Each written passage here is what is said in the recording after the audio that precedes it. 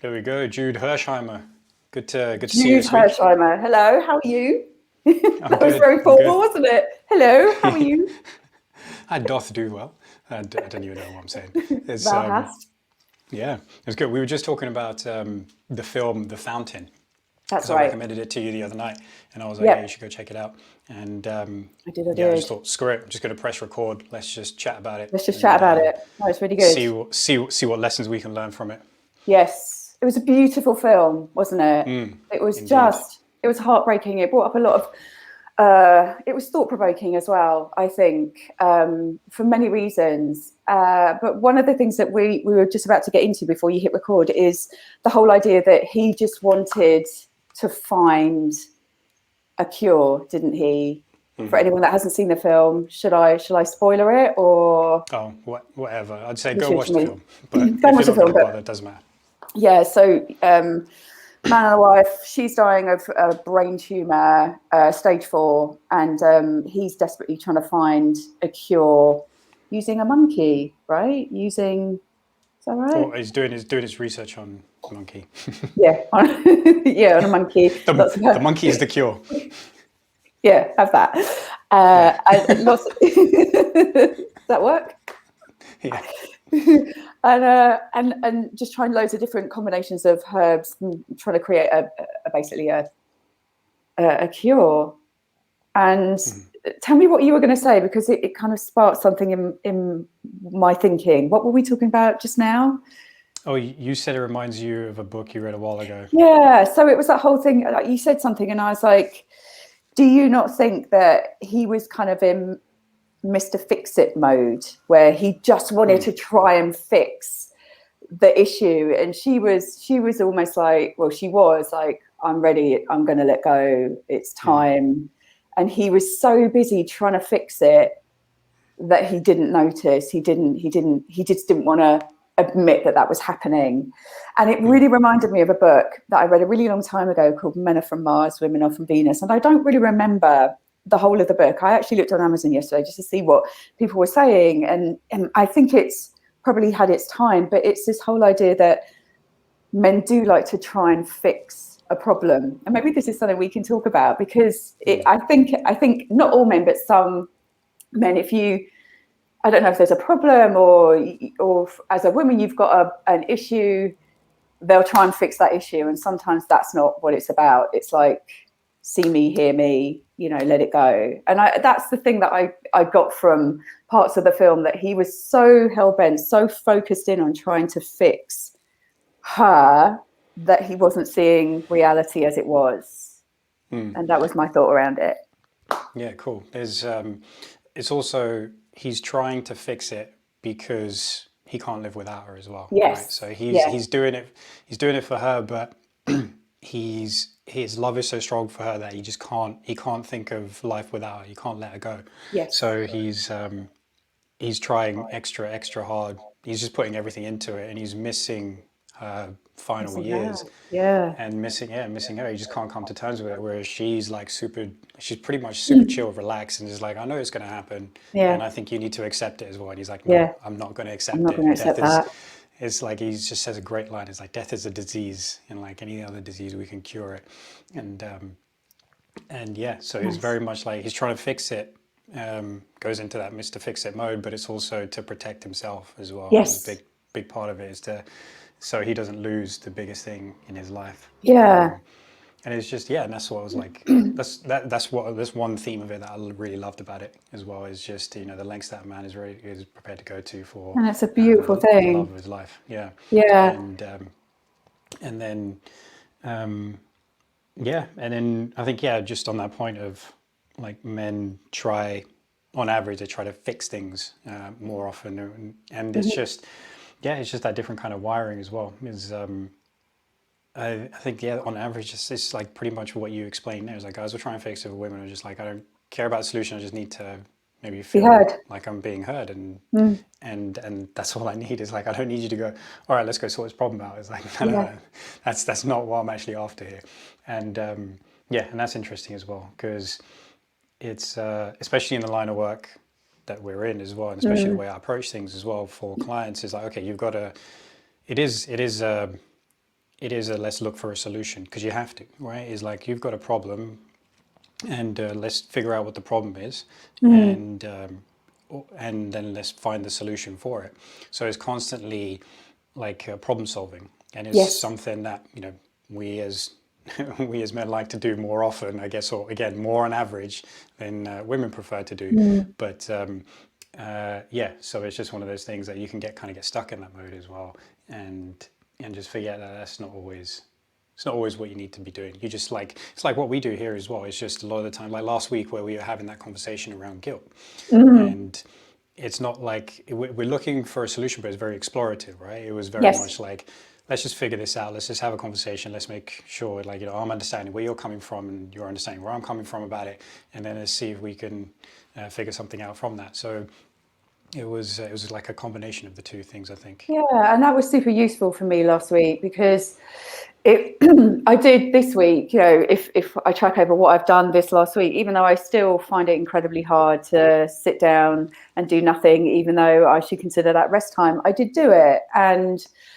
I think it's going to take a bit of time, but I remembered the words that you said, and it's like, that is useful. And I think as we as trainers, teachers, our clients do have us in their head quite a lot of the time. It's like, they do. It's like, oh, I could hear you, Jude, when I was doing this. And I remembered you said this about this. And it's like, that's excellent. But I think going back to this idea of men trying to fix it, when I'm teaching, it's like, what am I like? Because I desperately want to try and not fix people, because I don't think it comes from me. I don't think. No, not at all. And I read something the other day, and I won't be able to remember it exactly, but it was something along the lines of, doesn't matter how many fancy exercises you have, it's your belief in someone's ability to heal that is going to make or help them to heal. And I think that's what I try and encompass in my sessions. It's like, I believe that you've got it in you to heal. I believe that we can get you out of pain. I know that what I teach is going to help, but I have faith in your ability. And sometimes you know it, sometimes you don't. Sometimes you might meet people and you're like, I don't think they're quite ready yet. But they're here and they're trying, and that's awesome. So we're going to give it a go. And then some people, that they're going to get better within a few weeks. So yes, it's quite interesting.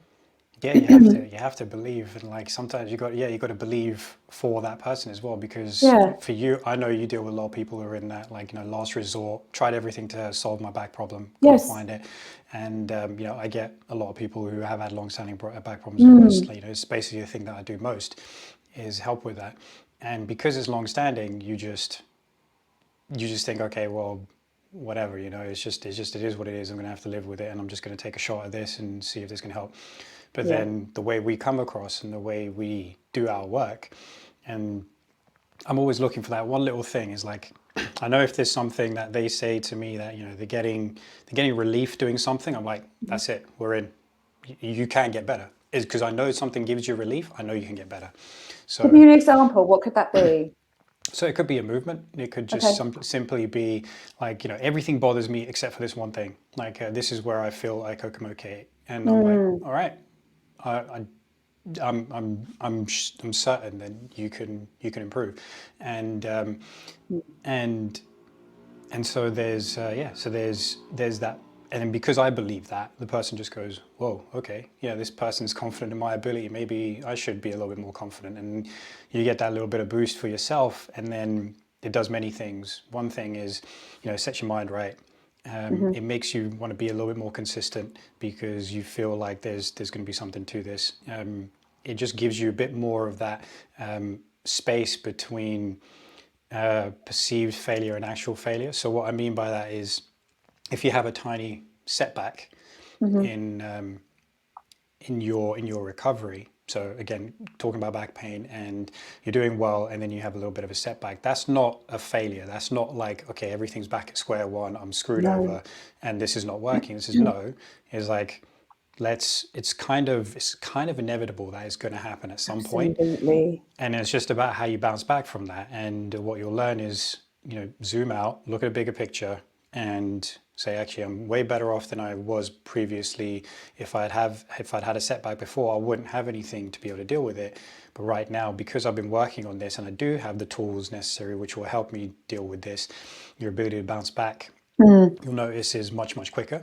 And then, so the length of that that episode that it puts you out for, much, much shorter than previously. I've had clients who used to have like 3, 4, 5, even 6 episodes a year, where we just lay them out for a couple of weeks at a time. And then, just literally after about 2 to 3 months, most people within 2 months is like, okay, I'm feeling a lot more confident in my body. After 3 months, it's almost like forgot what it was like to have day-to-day pain. And then I tend to work with them beyond that as well, so they build it up their strength and building up their function, and they're building up more movement variability so that they're able to accept lots of different kinds of movements in their life, so nothing ever bothers them, and they're getting stronger from that. And then over a period of time, they'll just go, oh shit, it's been 9 months and I haven't had an episode. That's so good. It's like, it's incredible. So you realize that it's when it's, if you start with that belief, you build that belief up, and then that makes a huge difference actually. And this ties in with something that I've been reading about a little bit recently as well, is procrastination. Okay. So there's this like, it's just for a mind like mine, it's just super helpful. It's just kind of breaks it down. It's just like there's a structured way of approaching procrastination. And essentially, there's an equation for it as well, which is generally procrastination equals your, I'll explain what these are in a moment, but expectancy and value divided by impulsiveness and delay. So expectancy is like, do you actually expect a result from the efforts that you put in, from the outcome for the efforts that you put into for the outcome that you're looking for? And that's the same as belief, because if you don't expect there to be a result at the end of it, if you have low expectancy, you're going to procrastinate basically. So you're not going to put the effort in, because even if you know everything, you don't believe in the outcome. So that means you're not going to do the work. It's kind of like you don't believe in yourself, right? Yeah, a little bit. Exactly. Right. So you might just be like, okay, I kind of know everything, but I don't believe in myself to execute this, and that's a big problem. So because the equation is essentially procrastination equals expectancy times value. So I'll explain the value bit in a minute. Okay. But divided by, right?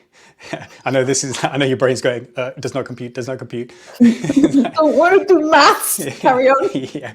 So it's expectancy times value divided by impulsiveness and delay. So basically, when you enlarge the expectancy, so you make that bigger, then you're making you're making your chances of achieving that thing greater. So you're reducing your procrastination, less procrastination equals that, right? So, and then value is the value of the outcome. So simple is just how much do you value it? How much does it mean for your life? And these are actually, it's funny that I was talking about it I was finding about it and reading about it in those terms, because this ties in with exactly what I require of my clients in the beginning, is just laying out your desired outcome in as much detail as you can, so that you have the vision of it and you get to express the value of it to yourself as well. And then we also talk about, we also build that belief up as well. It's just, it comes from me first. It's kind of like, I believe in your outcome, and I know you're going to be able to achieve it. You have to believe the same thing, and then build that belief up with the work that you do. And so then that means you're just continuing to improve. And then we've got impulsiveness, which is just basically, the more impulsive you are, the less likely you are to execute on the things you have to do, right? Because you just keep getting distracted by other things. Oh, I see. Yes. Yeah. And then delay is just like, the further down the track the outcome is for you, the more likely you are to procrastinate, because it's a lot easier to do things for the here and now, but keep thinking of delayed gratification is a harder thing for us to wrap our head around. So we're like, oh yeah, that's all the way over there. That doesn't matter right now. And but the truth is, it does, because the things you do now set you up for what you're in for later on. And so the greater that you can, the greater expectancy you have, and the greater value you can place on it, Hmm. means that it doesn't matter. It can offset how far away the outcome is for you, and you just keep Yes. going. And then dealing with impulsiveness, you have to kind of, you have to schedule in the work. You got to do the work, and you got to Yeah. create a very solid goal around it. So yeah, it kind of, my stream of thought at least went there with that as well. So Mm. it's yeah, it's super useful. I think when people start approaching it in that kind of way, it's like, why do I always feel like I'm just like delaying, or I'm wasting time? It's like, well, look at those things, like in the outcome, in the thing that you're doing. Like, how much do you value the outcome, and how much belief do you have in achieving the outcome? And if both of those are low, then yeah, you're going to procrastinate. Mm. You're always going to keep wasting your time. So you have to go through the process of laying out exactly why it's important to you, and exactly building up your belief system around achieving the outcome, so that you actually get what you're looking for. It's really interesting. Where did you read that? That Is it in was a book, in one of the books? no, no. There's a blog post. Sorry, there's a community called Less Wrong. So Hmm. lesswrong.com, and Hmm. it was based on a book written by, I think his name is Peter. Not Peter Seal. No, I don't want to get that wrong. But Okay. it was. But the book is based on. The book is called Procrastination, or how to Really overcome interesting. procrastination. Mm. And so that was just basically the latest kind of, yeah, here's the latest we know on how to be a bit more productive. And yeah, so Because if yeah, people, sorry, I was just yeah, going to say, it's like, it's so interesting listening to it. It's like, I think sometimes people don't realize that they're procrastinating, and it's great that you've kind of acknowledged that maybe you do procrastinate a little bit. Like, I definitely oh yeah, 100%. procrastinate, and Yeah, but I know exactly when I'm um, doing it. As soon as I'm looking at my phone, that's procrastination. It's like, right. that's it, right? Yeah, Yeah, scroll. Um, yeah. and something came to mind when you were saying that about the belief, and what was it? The expectation plus belief. Was that the two things at the top? Expectation multiplied by value. Multiplied by value. So expectation is the belief, essentially. I see. Yeah. I guess what I was thinking of when you were saying that is that maybe, if I think about my clients and they've come to me and they've got pain, it might be really hard to see that outcome where they're not going to be in pain. Maybe, maybe it's hard to have that belief, and that's where we step in. And then I was thinking about me and my program, and how I'm massively procrastinating at the moment. Like, I've literally got 3 things to do. I Yeah. just can't do them. And I think it's because I just can't picture how it's going to go when it gets out there. Do you know what I mean? It's almost like, what's the Yeah. point? Because I can't see the end result. Do you know what I mean? And it's like, maybe that's what people have when they have pain, right? They come to see us and they're like, I can't see how I'm ever going to get out of pain. I'm here, but I'm a bit. And so it has to take someone like us to believe for them. It's like, I feel Yeah. like, yeah, my program, I was like, I need someone to just step in right now and believe for me, because I'm done. I believe in you, Jude. I believe. Can I you know do you it can do for this. me? No, no, don't do that. No, I'm not going to. I'll I'm not. believe, but I won't do it for you. No, I know, I So, know, I so know. okay. This is the exercise that I'm talking about, which is super Right. useful. Is like, as much you can have a lot of resistance to doing this exercise because you're so afraid of, what if I don't achieve it? What if I don't get it? But Yeah. you have to really visualize yourself in that outcome. You have to go, all right, if I achieve this. So if it's like, if I've got my mind body program set up, well, let's do something that we both of us know about. Is like, Mm. what does my life look like when I'm out of back pain? What does it allow me to do? What is it that I haven't had for so long that I can finally achieve? Is I can play with my kids. I can Yeah. go to the park. I can go out socializing and not worry Yeah. about whether I'm going to be sitting down for hours, eating dinner, and I'm going to pay the price for it for days later, or if I'm just standing at a bar having a chat with friends. It's like, my back's always in the back of my mind and I can't get myself comfortable. It's like all those things are bothering you. Is okay. What does it feel like and you're out of that situation, like, oh, I can do all the activities that I've loved and I missed out on. I can give 100% to my work, and my productivity will rise because Be I'm not. present. I can be present, exactly. I'm not distracted by the pain, and like you go through all these things, but you make it mean something to yourself. It's like these are kind of common responses that I get, but you make it mean something to yourself. Is okay. Well, what's the value of the outcome to you, and what does that outcome look like, and really sit in it, like be very Yeah. present with it. Because when you start to do that, you get that kind of feeling in your body, and pay attention to where you feel that. You might get like, Yeah. some people might get butterflies in the stomach, some people Yeah. might get, oh, my heart's just going, because it just feels like, it's such a beautiful thing. It's like, yeah, hold on to that, don't, like you have to, and then, you see that vision and believe in that outcome as well, because you have to. And as much as it scares you as well, because interestingly, the longer people have been in pain for, it actually is, in a way, it can be kind of scary, because it becomes a part of you, Yes. right? So Yeah. it can be kind of scary. Like, For maybe you can sure. talk about that as well, because obviously Yeah. you've got spondy, and that is something that you've lived with for, I don't know, for I'll tell you, like it's your a whole really life interesting as well. story, actually. And carry Yeah. on, but I'll talk about that. So it's really interesting. But yeah, carry on. Yeah, it's so that can be, yeah, because then it becomes a part of you, and you're basically saying, I want to get rid of a part of me. And that can, as much as it is painful to you, we always stick with things that we're familiar with, We know. and that we know. So even if it is bad for us, even if it doesn't serve a purpose anymore, Yeah.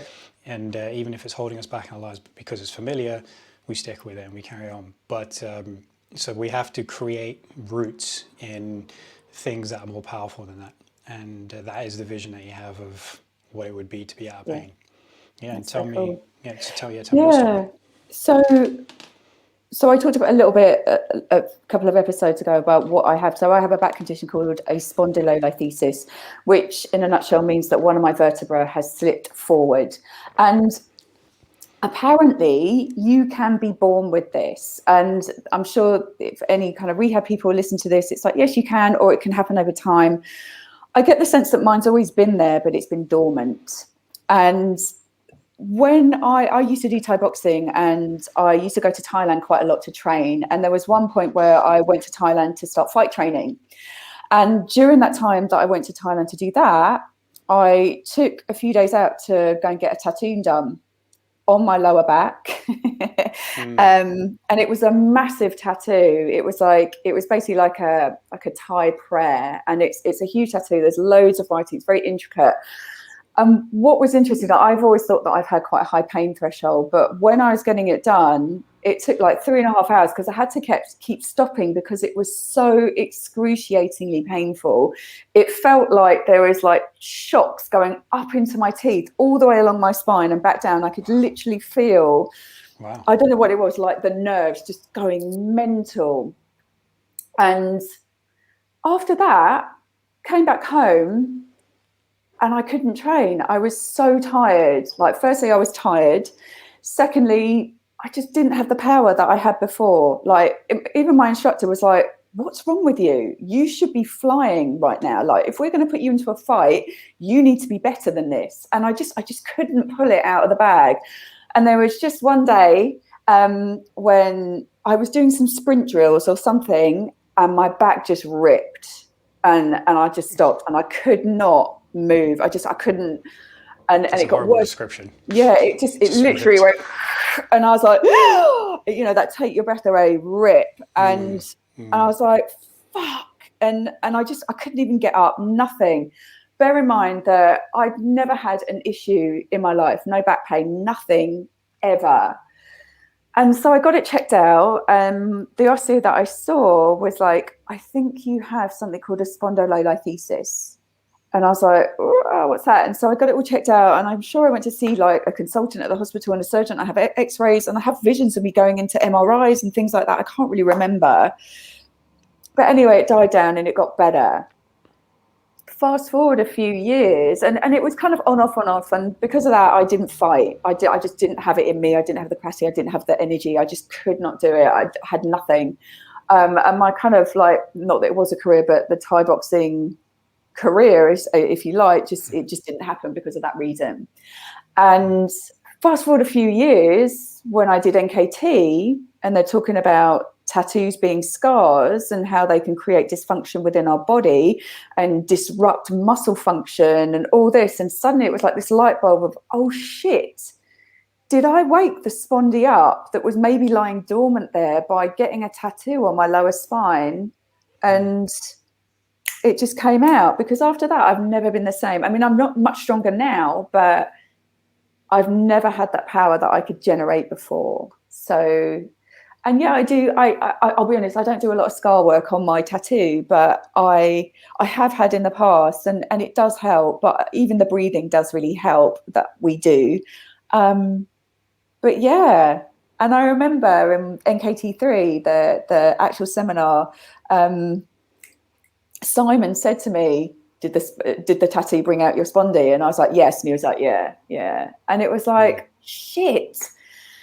So yeah, it's a kind of an interesting thing that had I not had that tattoo, potentially I might not have, it might not have brought out the spondy. So yeah, or might not have brought the symptoms of the symptoms. Right? Yeah, the spondy was always there, but the dysfunction within the musculoskeletal system wasn't there before. So yeah, it's quite an interesting segue into maybe scars and things like that. But yeah, or sorry, we can go back to, what was it that we were saying about pain and sorry, Scotland. Well, on that note, because I think for anybody listening is you might be missing that link between, hang on, why does a tattoo, why would a scar make you feel pain, make you feel discomfort? It's not, first of all, it's not the case that it 100% happens every single time. No, absolutely not. But what it is essentially every with the minuscule pricks that you're getting into your body from having a tattoo, or even any kind of scar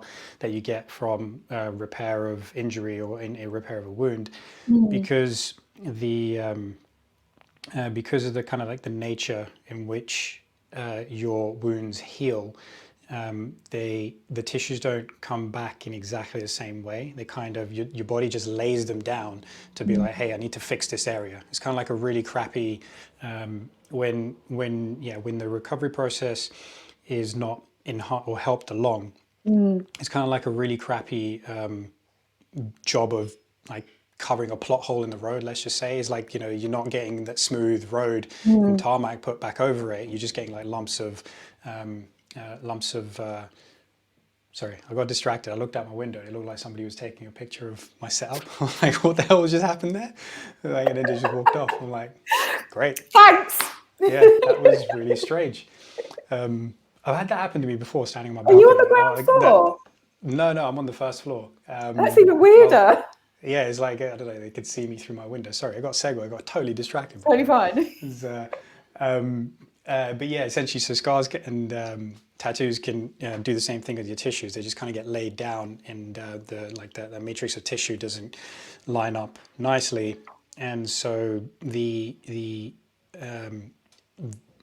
effect on the neural signaling to the body is kind of disorganized as well and disorientated, and so it can have the effect of making it so that your brain's awareness of your muscles and tissues positioning gets thrown off, and then that can create a dysfunction, and then that can mean like things don't function very well. So, and then in your case, it's like you had something that was physically, like, is structurally an issue, but it wasn't showing itself as, it wasn't presenting as an issue. But then you had this thing done, which kind of possibly put dysfunction into your system because of that neural signaling, and then it pulled out those outcomes, as in pain started kicking in more regularly. Yeah, it really did, and it's been a long road back, but yeah, I'm definitely more humble for it. And in terms of teaching, I know what people are going through. Good God, I know how it feels to have your back go, and that road to recovery. And you know what? When I was devastated that I couldn't fight, but at the same time, it was just one of those things that it's like, maybe that is right. Maybe I would have got into a fight situation, and that's when it would have gone. So it's one of those things. Sure. but yeah, it was It's just such. something. Go on, yeah. Yeah, I was just going to say it's just something like it's happened, but you Mm, know how to deal with it, right? yes, yeah. Mm.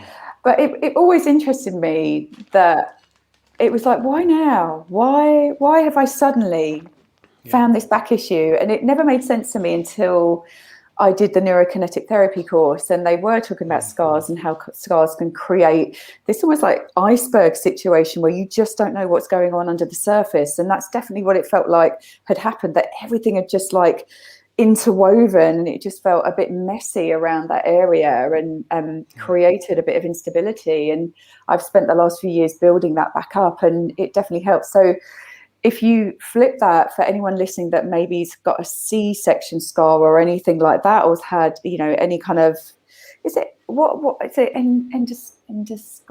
I can't think of the word. Yeah. Yeah. Yeah. It's the Um, word yeah, endoscopy. yeah, that's it.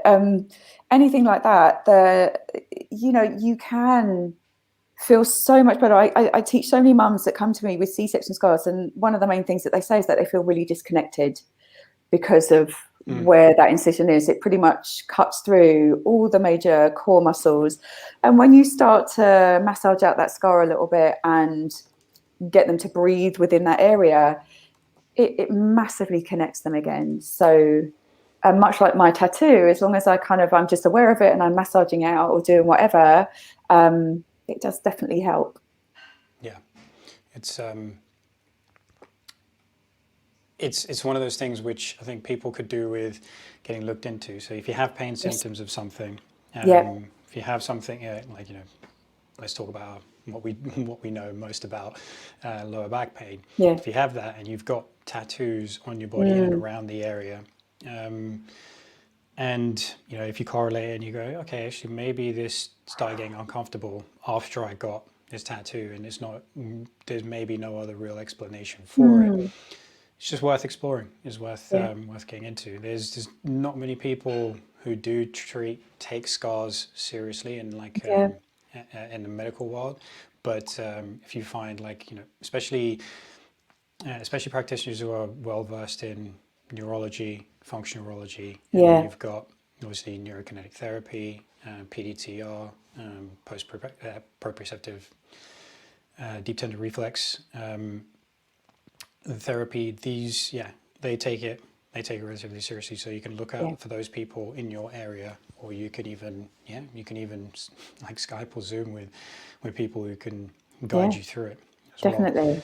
And and then like another one is a friend of mine just told him to take what do you call them? Those belly button rings Oh yeah. out of the belly button. And Hmm. it was like, yeah, actually, I feel like I can breathe better. You just, again, that connection you're talking about with C-section Yeah. scars, same thing there as well. As Yeah. like, took that out and it was like, oh, there is actually a bit of a difference here. I can feel like I'm Mm, better connected to my body, because that's an interference with yeah.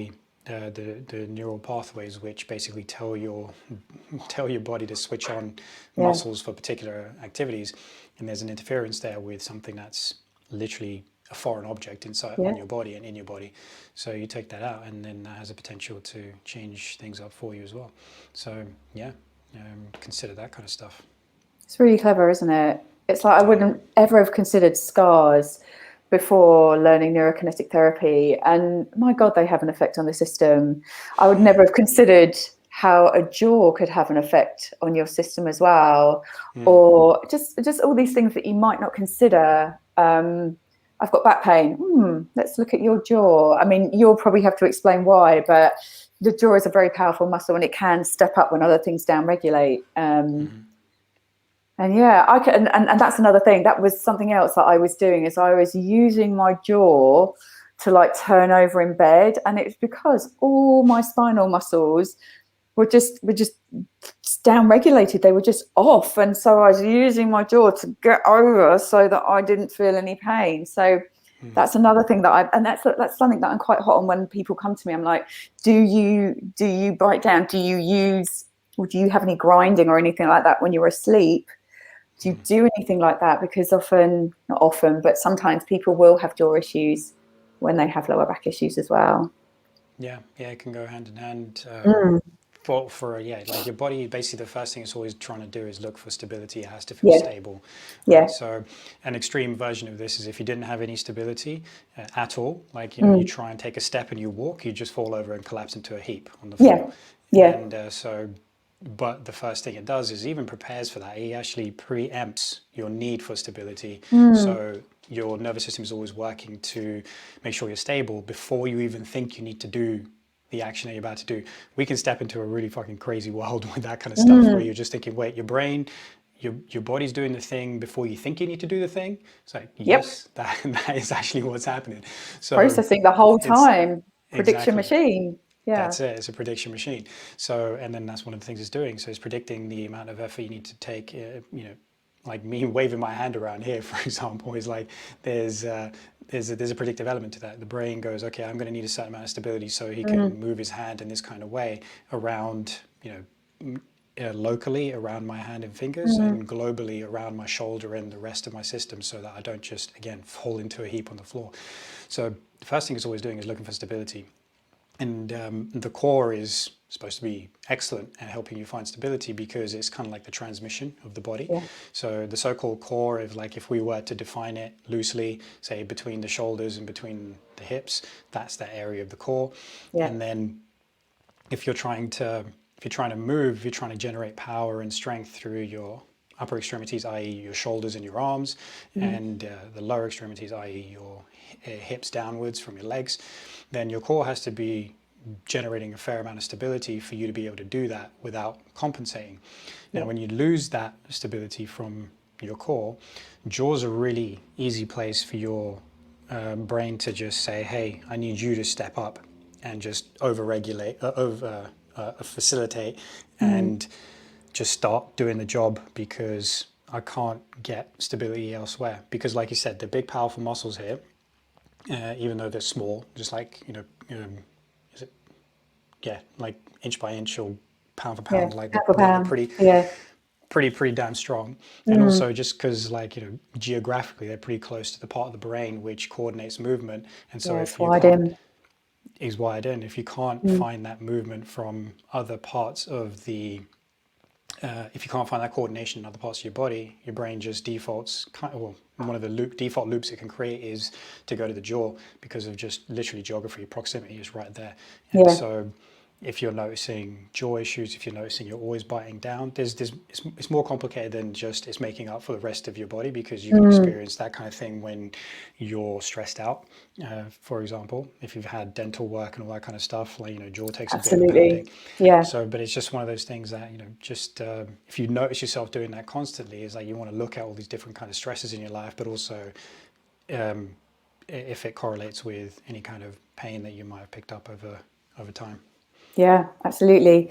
Also, is your jaw shifting? I don't. That's harder to know. But is there a little bit of a jaw deviation? So, are you moving one way, or is your jaw slightly moved over to the other, or slightly shifted over? Because that can then have an effect on how the body is in space as well. So, I guess that's to do with where it's wired in, because it's so closely wired into where we move the movement center of the brain. Is that something to do with it? If it's slightly deviated, then your whole body's going to maybe deviate the other way. Is that right? Yeah, there's that kind of If you're shifted one way, then we go the other way, I think. yeah. It's so again, because of our makeup in terms of how everything kind of functions together. If there's too much tension in one area, you might get too much compression in Yeah, another you get area, some. Yeah, and there's been these general pathways that have been noticed with that, because of, like, they make sense from again from like a proximity point of view, but also correlated, like, you know, what do we know about, you know, what moves laterally in the body? Is okay, my shoulder does this, my hip does this, and then if they don't do it well, I might bite down on the same side jaw to make the same movement happen. So yeah, it's really it's interesting. correlated with the different planes of movements that we make, Yeah, but something, and often there's no rhyme or reason, it can just happen. But yeah, there's also, we can map it out to some degree, because, like, hey, your body does this, these what are the components of that movement.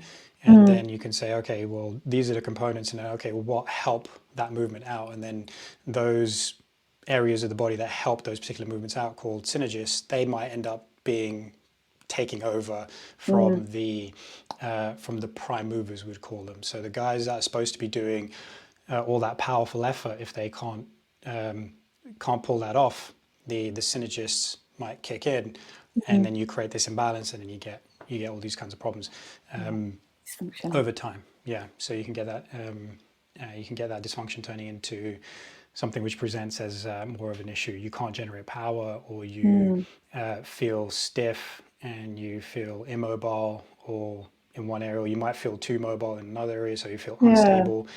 Or you can even, last thing that happens is you get some pain kicking in as well. Yeah. So it's basically just goes like there's some fascinating ways that your body can compensate Yes, for the issues definitely. that arise. Yeah.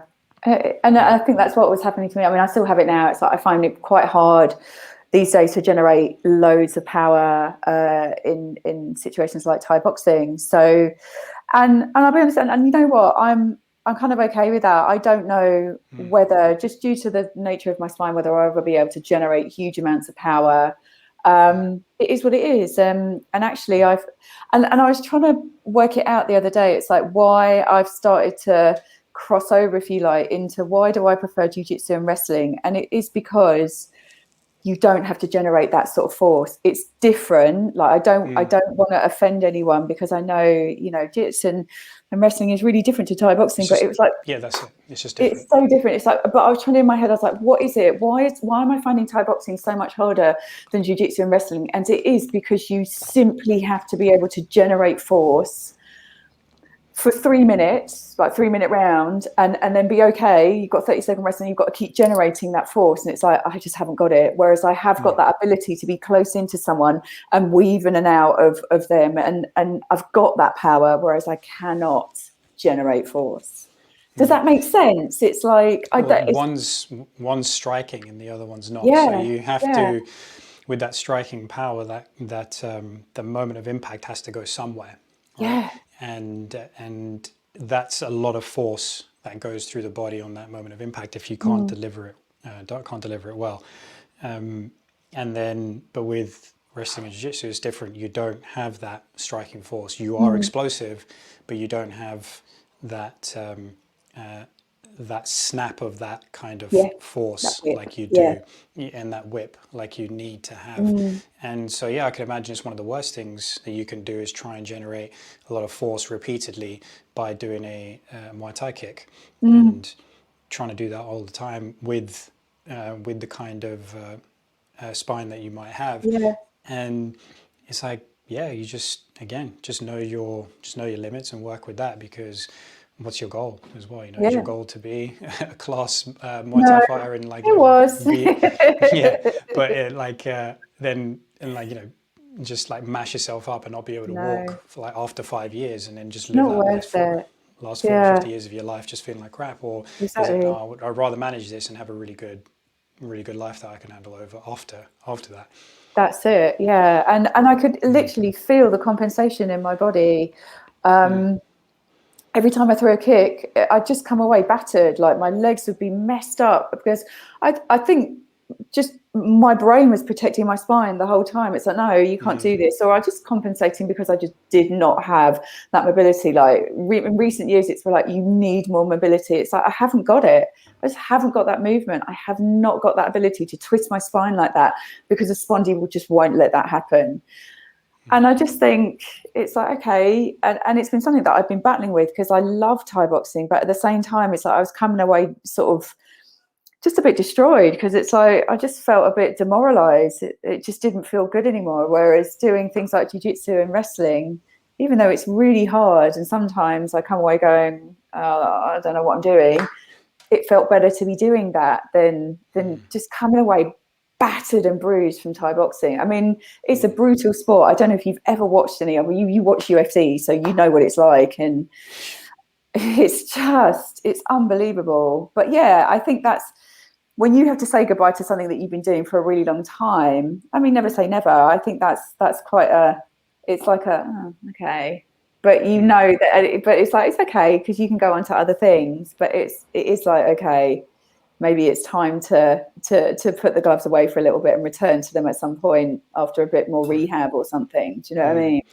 Yeah, I was going to ask you, is there a way that you could still incorporate it so that you don't feel messed up Yeah, after doing it? maybe. I mean, I think I have, every time I've had a session recently, I've come away battered. And I wrote a post about it recently about how I was reading emotions, what Lisa Feldman Barrett's How Emotions Are Made, and she had this like just this bit about how if you don't push past your point of, you know, feeling fatigued, and if you don't push past that point, you're never going to know how it feels to go beyond that. And I was like, those really wise words. But I think with Thai boxing, I just used to come away so tired, so battered and bruised, that actually this is detrimental to my health, and physically and Right. mentally. So, you know, it's like, yes, push past the barrier, but when it's making you feel exhausted, maybe it's time to not do it. And maybe maybe I could be doing a bit more rehab, but yeah, I don't know. I think Thai boxing is for, maybe if you've got more time on your hands, you've got that time to train, you've got the time to dedicate to that kind of thing. So I think it is, if I had more time to do it, I think I would become stronger and better at it alongside the rehab. So do you know what I Right. mean? It's more like you need the time for recovery as opposed to time to do Yes. it. Yeah, Yeah. I think time to do it as well. Like once a week is not enough. When you're doing something like Thai boxing, you can't expect to go into a session and you know, blow it away every single time. Like if you're not doing it more than, you know, you need to be doing it 2-3 times a week for it to get ingrained in your body. And that's what I wasn't doing. So, whereas I think things like wrestling, you can maybe go once, twice a week, and it is okay to learn it that way. What do you think? I think it just depends on. I always think like the more you're able to do it, the better, because if it's a new skill, Absolutely. Yeah. especially when it's a new skill that you're picking up on, the more exposure you need to it, especially Yeah. early doors, and so I think that applies with pretty Yeah. much anything, and then but then it comes down to, you know, again, like you said, like making the time for it. So it's kind of like managing your schedule, but also how well do you learn from things? Because you could be somebody who's, okay, I'm going once a week, but I'm pretty systematic about how I learn the thing. So it's like, okay, I've got this, and this I need to practice, and I'm going to apply that in the next session that I go to as well, Yeah. so that I'm getting as much out of it as I possibly can. So it's just, I think a lot of it comes down to, you know, how efficient you are at learning. So you can definitely make progress on one session a week. You just Yeah. do what you I can. definitely was. Yeah. Yeah, With but wrestling. Yeah. yeah, but if you like, if I reckon if you want to actually get more out of it, the fitness element, the actual learn it well, you know, a couple of times a week at least, Yeah. and then go from there. Because yeah, I notice it as well. It's just, you know, this is like obviously the longest period So without any kind of long. training going on, and it's just there's aspects of it which are like, oh yeah, I've forgotten how that feels. Oh yeah, I that's what that was know. like. And so then when I do train again, it's a kind of figuring stuff out again in a way. Yeah. Remembering it. And yeah, and then like if I'm doing that once a week, that doesn't feel like it's enough. If I did it a couple of times a week, then I'm like, yeah, okay, I'm moving on, I'm moving on, I'm moving on. So again, it kind of depends on, I think it depends, but I reckon to get the most out of it, at least a couple of times a week. Yeah. Don't get me wrong, if I was a multimillionaire, I'd be doing it about 5-6 times a week. Yeah, with all the recovery as well is like, you know, I'll have the hyperbaric chambers. Massage I've got like after. getting Yeah. like 9 hours of sleep. I've got the Yeah. hot. I've got the sauna. I've got the steam room. I've got Yeah. the plunge pool. I've All got of it. the float tank. I've got it all. Got it all. What am I talking about? I just have a gym, a matted gym in my house, and I just get people to come to my house, and Yeah, that would be it 5 times a week. That'd be there you awesome. go. Exactly. Yeah, there you go. Set up. You know, that's one of the things. Yeah, I think one of the things I'd love to have is essentially like, yeah, gonna make it happen. Let's see in the next 10 years. we'll revisit this in 10 years time. So Let's do it. is like I'd love to have, just some level of a home cinema. Like Oh that would be yeah. sick. Like I'm not talking about I need like fucking 30 seats and a massive No, screen. I just all I a mean few is like seats. I just need something where you could sit and watch a movie uninterrupted, and it'd be pretty much a cinematic Surround. experience. Yeah, you get the sound, you get the visual, you get everything. I Yeah, think that would be amazing, and because the older I get, the more I love movies, the more I yeah, appreciate them, like yeah, for totally. what they are, and and then yeah, all that stuff as well. Just A definitely gym, a steam like a room. gym. Sorry, the sauna and a plunge pool. That would have to happen. Yes, And yeah, steam room as well. I'm talking And like bare minimum. It's like, and then but and also the gym. You got to have the gym, but you got to have like the jujitsu gym with all the mats, and then you've got to have like a normal gym with all the weights, so that you could like do the training around the jits. And yeah, yeah, exactly. That's it. And throw in a tennis court as well. Let's just get that in there too. I'm not so bothered about a tennis court, but Yeah, I'm not. you don't care about that. I I'm don't talking about care me about it. here. I know, but I want the gym, and yeah, Yeah, one yeah, day, not yeah, one day, exactly. at Yeah, some there point. you go. Put that in your vision and smoke it. I like it. Yeah, Yeah. that's it. And all that is is a perfect precursor to one of the things we thought would be a good thing to talk about, which is the injury is a blessing and the gift of injury. You Yeah. know, and so I want to hear your thoughts on that first as well. So it's quite common to get injured, and well, first of all, it does suck. We're not saying it doesn't, but No. what we're saying is there's a way of looking at it which serves you better than if you're hating on your body for being injured and trying to ignore, like trying to exist independent of what your body's trying to tell you, and you can't do those things. It No. doesn't work. You are a creature that lives in your body. Is the one thing that you have for the rest of your Yeah. life. So you want to learn how to treat it well. And so injuries are always going to happen. They're Mm. just something that is pretty much guaranteed in life. Like, everybody says, there's no guarantees in life except death and taxes. It's like, yeah, you might as well throw injury into that as Injuries well. as well. Yeah. So, because so here's the interesting thing is like whether you do absolutely nothing or whether you Hmm. do everything under the sun, physically you're going to get injured, because if you're Yeah. doing absolutely nothing, we've shown that sitting down for 8 hours a day and not doing much else is actually terrible for your back. So you're going to end Yeah. up with a back problem. And but conversely, if you're hammering it and you're going to get injured. You're just going to do something which either something blows out or you're going to pick up some sort of problem.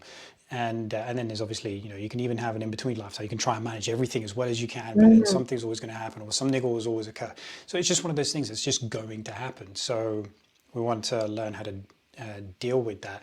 And so what we propose is something like injuries are a blessing. So where do you kind of I, stand with that? I definitely agree with that. I think it's like I said earlier, it definitely made me humble having an injury where I'd never had anything like that. I don't really get injured. I don't pick up injuries easily.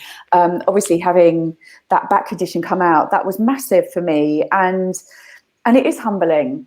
And it's eye-opening as well to get an injury as big as that, or to have a condition come out. It was a big deal.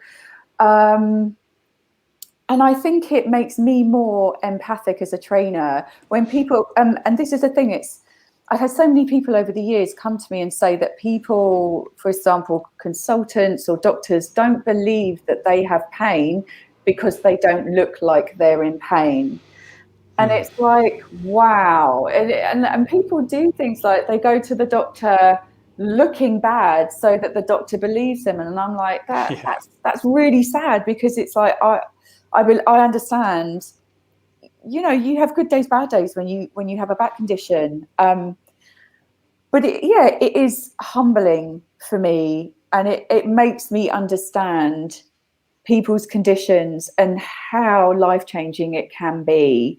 And I don't think anyone's going to get away with not being injured. It's it's your approach to how you recover from that injury. If that's like, oh, that's it, I can't do anything, then that's going to happen. But if you're like, okay, I've got this injury, and this is how I feel. Like I hurt my shoulder a couple of weeks ago, rolling around on the floor doing jits rolls and stuff, and on a hard floor, because that's me. And I was like, my bad, hard floor, hardcore. Yeah.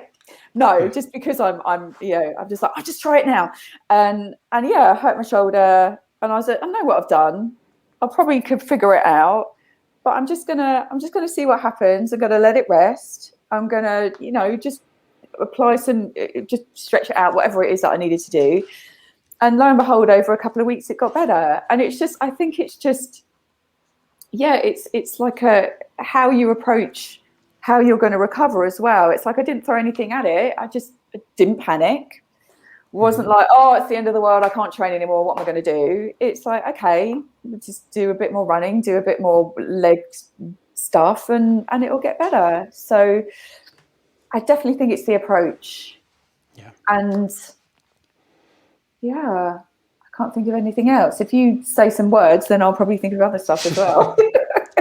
just say shit and we'll see what happens. Just say words, and I'll figure some stuff out. But it's made me more empathic as a teacher to have experienced pain and know what people are going through. Because sometimes I think if you haven't experienced something, it's very hard to be on the same level as someone else, right?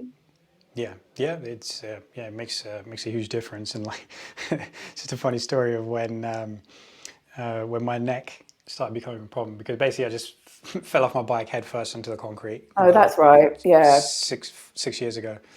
And so ever since then I've managed it, right? And but there was one time where I came to work, and then in the middle of the day it just seized up. Basically my head ended up over here. It was like, oh no, I shouldn't laugh. I'm really sorry. No, it looked hilarious. I mean, it looked like something out of some horror movie where, so people are listening. I can't even do it. I know, people are like watching on YouTube. Not watching. Go on YouTube and check it out. 57 minutes, and just my head was just all over the shop, just completely over to one side of my body. And this is just kind of how I was walking around.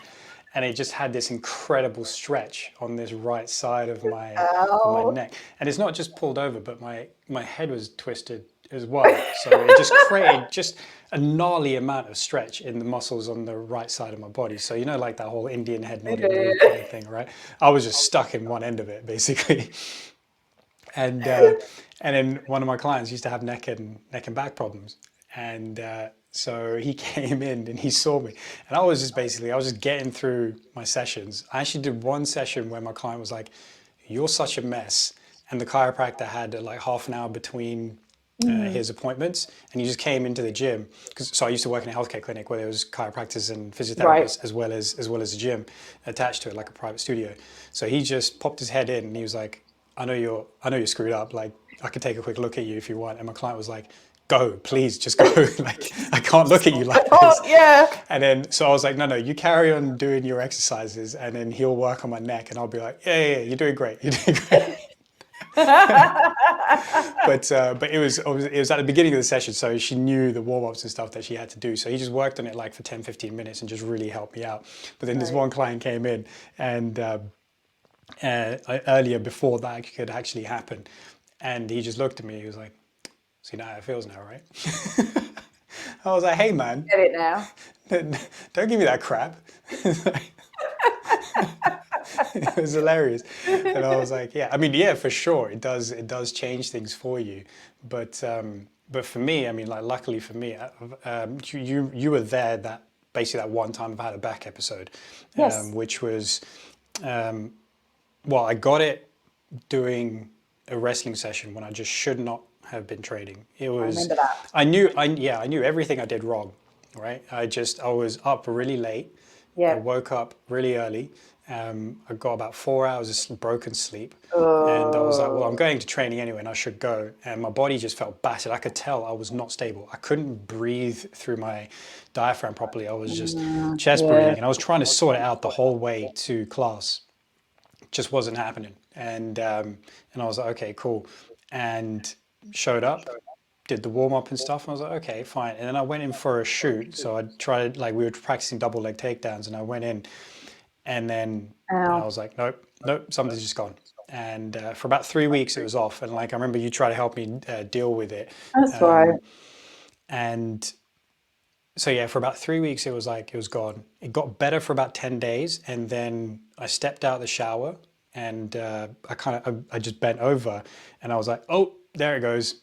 And then there's that moment where you just go to yourself, yeah, it doesn't matter what I know, I still panicked as well, Of right? And then course. and then 5 minutes later, I do that thing. It's like I'm panicking, and I start fucking laughing at myself because I'm like, what the hell's wrong Oh with me? Because I do that. Like last week, I was telling you how I get angry, and then I realize I'm getting angry, and I start no. laughing at Yeah, myself. yeah, I And this time, remember. I was panicking, and I was like, why are you panicking? You know how to deal with this stuff, so shut the fuck up and get on with it. So I just started laughing at myself as well. But it was difficult because I was like, oh no, damn. And then, okay, I was like, okay, well, what would I tell my clients to do? You know, I had to coach myself Yeah. through what I would coach other people through. Just completely calm down, and I just like, it's not that it went away. It was just like, because I was so much more calm about it, and I realized, like, look, movement is king. Do what I need to do, make pain-free movements, and just, support yourself as much as you need to, but keep moving. And I was okay. I just like that approach, that the change in the mentality just meant that I was much better. Yeah. But I've not had, so I've had an acute thing where it lasted a few weeks basically, and but I've not had anything chronic. But just having something like that, again, does help give you perspective Massive. on what you're dealing with, because it's just a part of the body where when it goes, it's like everything feels like it's affected. It's like you Well, it trying is. to, That's your center yeah, of mass, you know? That's exactly, that's where that's it, you move from.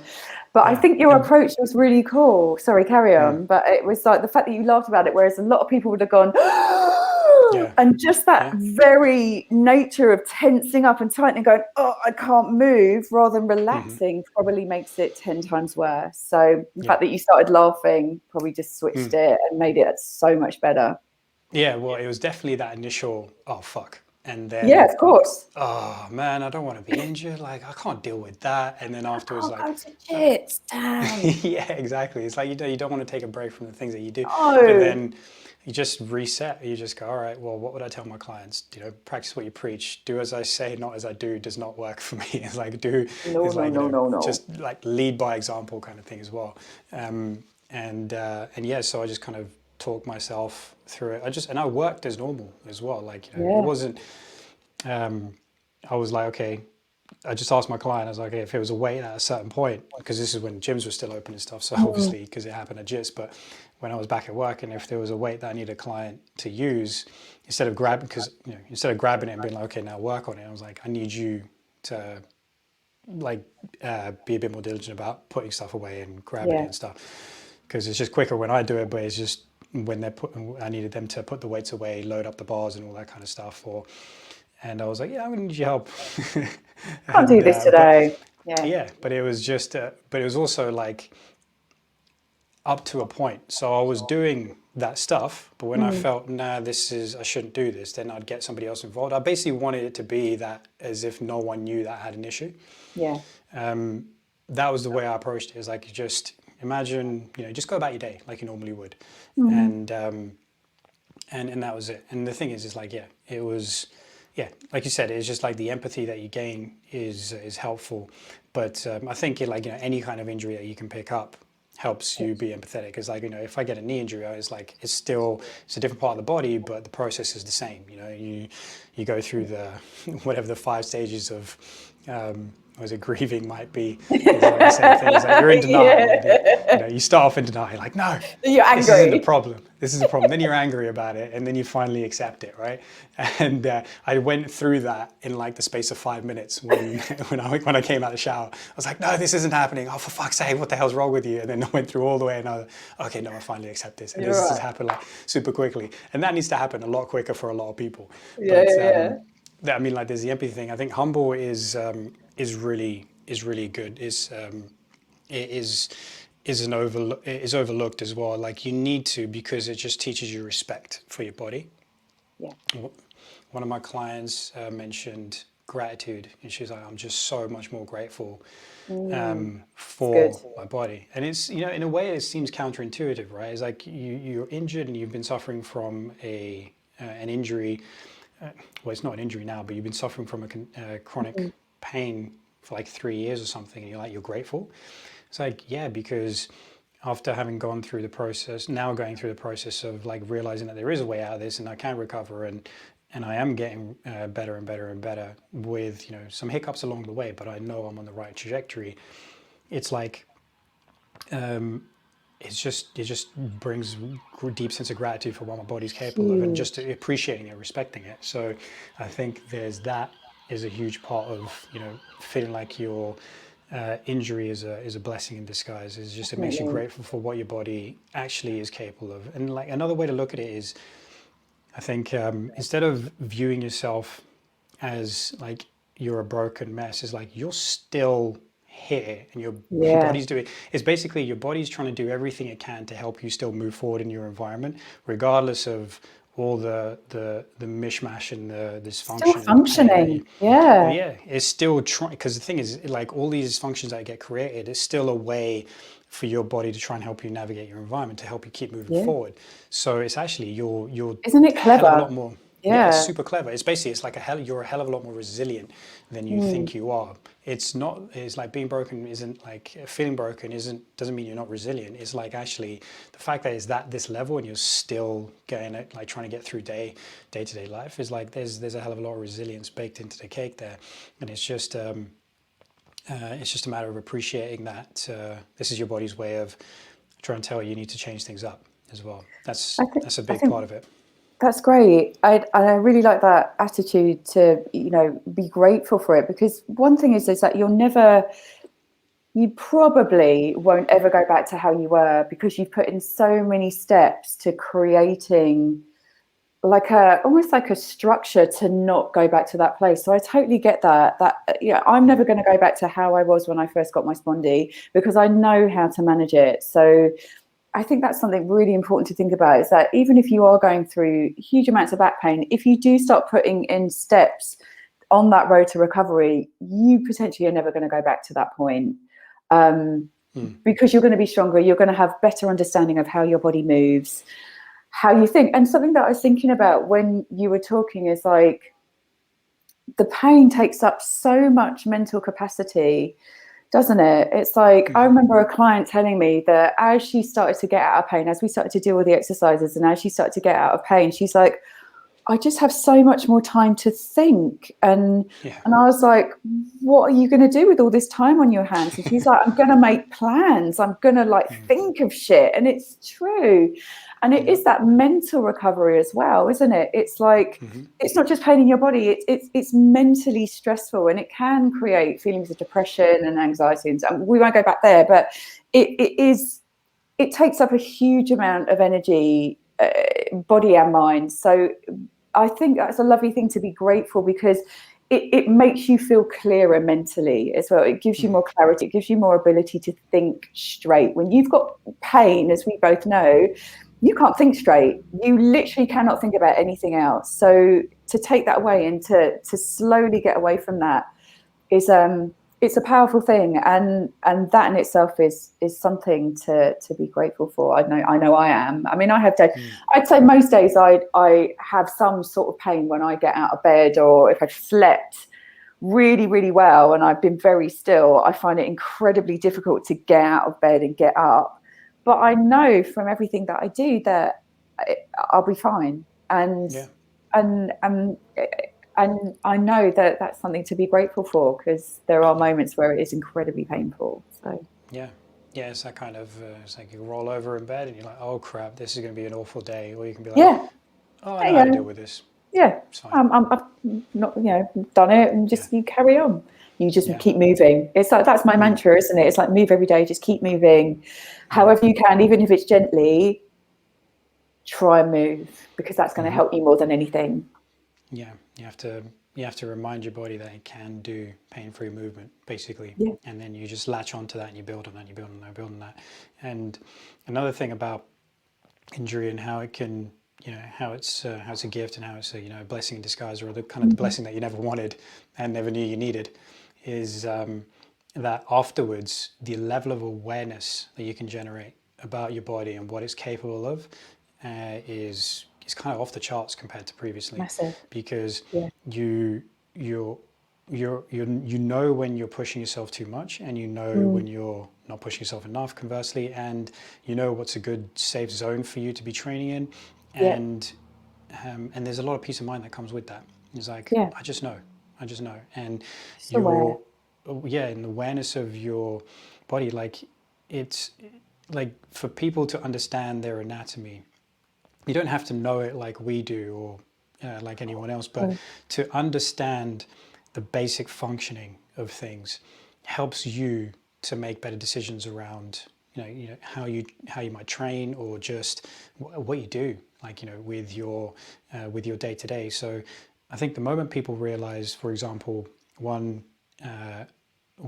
thing about how you might pick up an injury is like a maximal load, a constant load, or a frequent load. So maximal is like a one-off, which is beyond your threshold, and you get injury.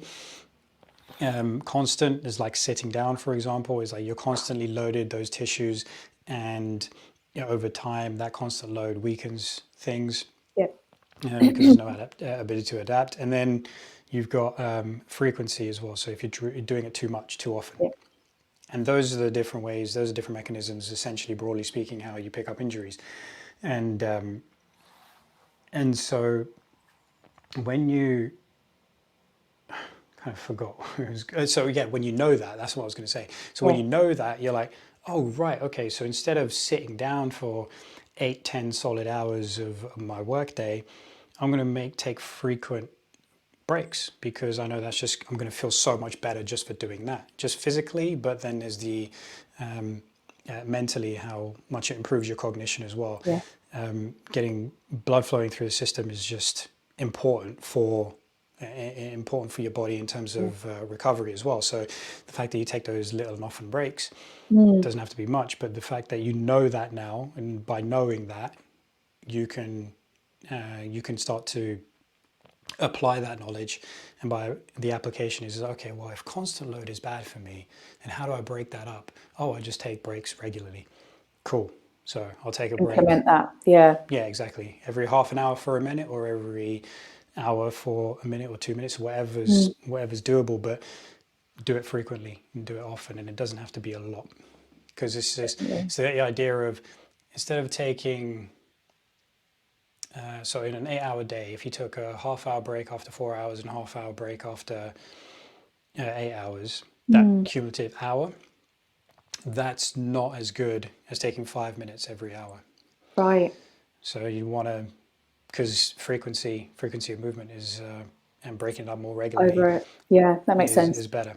Yeah. So so now that when you know that something like that can make a dramatic impact. Something so small, but because it's done regularly, has a dramatic impact on your ability to manage any onset of pain. Right. Nice. And I think it was just something that you were saying about it. Often people come to me with disc herniations, and it's that maximal load that does it. And it's like the straw that broke the camel's back. Like they went to pick up a sofa, or they went to make the bed, and it'll be that moment where something just happens and it goes. And it's like almost like that maximal load that's just too much for their body. And that's that would be different. Maximal load would be, say, if you're actually going for like a 200 kilo deadlift or something. Oh, I see. And then you go. So it's like, here's the strength of the tissue, and you've just gone way beyond that in one effort.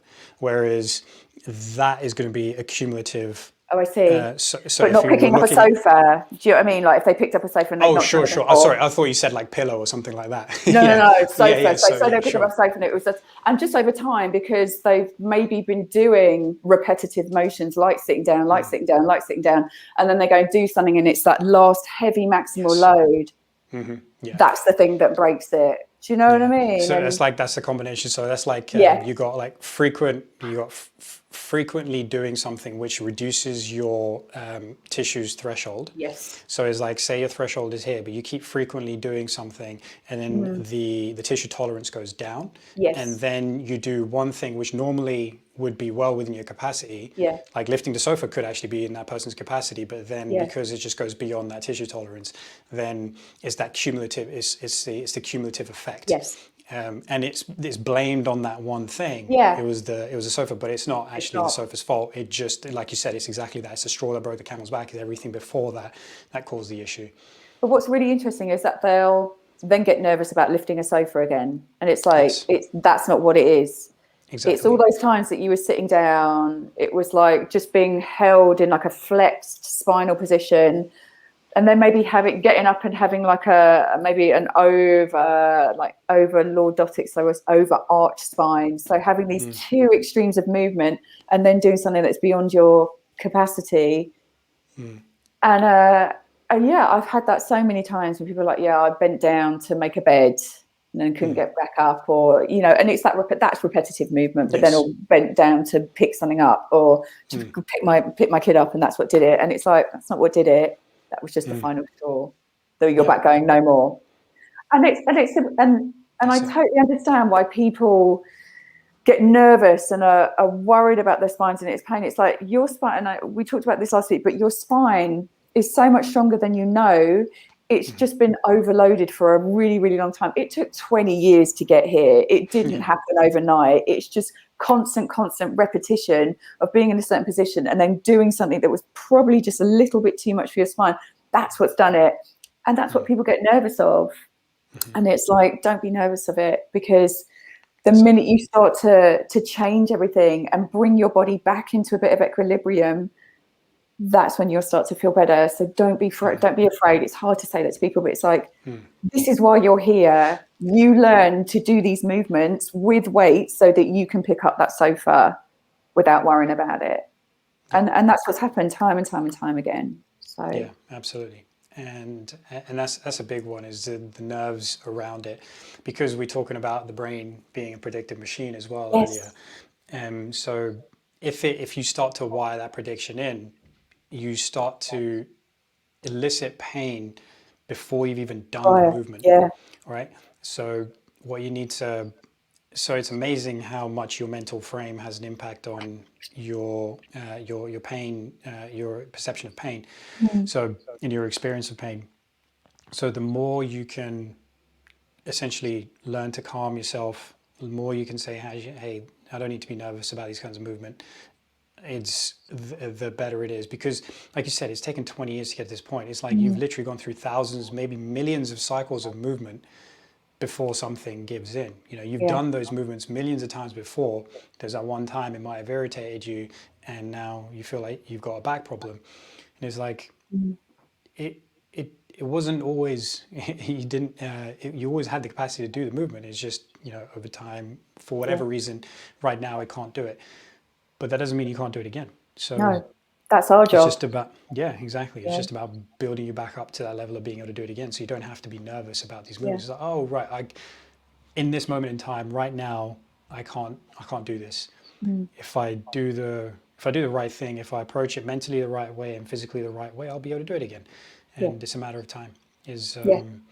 and I'm not sure of this answer. It's something I want to ask somebody who's a lot smarter than me in the topic. But it's like, under what conditions could somebody not recover from back pain? And Hmm. I don't know if you have a thought on this, but I'm like, if everything, Talked about this. if Yeah, well, if the information is taken on board by someone, and it doesn't seem like there's. I want to find out like what those outliers might be. I want to find out from somebody who's got decades of experience, who's done research in this kind of thing, whatever it might be. But under what conditions would it be irrecoverable? But I don't think. I think if there are, I don't think there are, and if there are, it's probably very, very, very limited range of reasons why that would be. yeah. I think we talked about this, and what we came up with was I think someone needs to have that consistency and belief, but also it's all factors in their life: nutrition, sleep, what they do on a Yeah. day to day, how many injuries they have. You know, have they got to a point where they've got loads of injuries and they've been doing maybe not quite the right things for a period of time? And I don't know, I often feel like it is a mental focus thing. It's like, this is a big job, this is going to take me time, and it's having that commitment and consistency to do that, Yeah. There's right? well, yeah, I mean, like I think of some extreme cases. I don't know if you've heard of a powerlifter called Brian Carroll. Maybe, yeah. It's just he's just somebody who's basically he's broken squat world records. He's squatted over 1,000 pounds multiple Yeah, times, okay. and I think even recently he's broken a new record. But I don't know if it was a decade ago. However long ago it was within the last decade, I think. He his back was a complete mess. Like he'd split his sacrum, he'd crushed his, Oh, I think it was L5S1 or L4 L5, okay. and then he had a herniated disc and another one to three. I can't remember the details, but I know for sure he Wow. split his disc. He crushed at least one. He had at least another herniated one, and so I mean anybody like you don't even have to know how to read an MRI, but you look at it and you're like, oh my god, right? That's So some serious stuff, yeah. there's some serious stuff in the sense that like the pain symptoms correlated with what was going on in MRI. It's a separate conversation to have, but like people don't need to worry about what their MRIs show them. I've probably got a herniated disc. You've got a spondy. I might I have a think that, herniation as well, who knows? yeah, exactly. I think like the stat is of like 35 and over. I think like 60% plus have some sort of Herniation, yeah. so-called disc degeneration. So it's not even something I need to worry about, especially if you're No. not presenting with any pain symptoms. If and you move relatively well, all that kind of stuff. But that's a separate conversation. Something that we talked a little bit about with Jake in episode 40. So if anybody wants to get a lot more about pain, that's a really good episode to jump in on. But essentially, this guy was like, first of all, he's freakishly strong. So the amount of effort, the work he's putting through his body is freakish. No average person is putting that much work through their body, right? Sure. So that's one thing that we can fall back on. Then what he did was the right rehab, basically. He spent the right amount of time doing the right rehab, and Yeah. all those world records that he's got with the squat came after he had those injuries. Wow. So when you think of Incredible. so when you think of the severity of it, and you think of what he's achieved since he's had that, and what's also interesting about it is if you look at his MRI post rehab, he's recovered the herniations and the disc size as well. So Wow. he's remodeled his spine, and I so love that. exactly. So there's an extreme example of somebody who works their body like no like there's a very minuscule. You could probably count them on like two hands the number of people who know the amount of work that goes and the amount of abuse the body takes for being able to perform this incredible feat of strength like that. So his body's been abused. It got abused to the extent where it was absolutely excruciating pain and it was screwing him up. And then he recovered from it properly and he remodeled his spine and he's able to break world records with that. Better. So if that doesn't inspire anyone, like that's That's probably the type. amazing. Yeah, that's Yeah. probably the type of person that doesn't have any hope, right? Is like when you just don't feel inspired by by that. But it goes to show the extent to which we're capable of recovering a situation which looks on paper to be irreversible. Hopeless. Yeah. Yeah, which looks That's hopeless. amazing.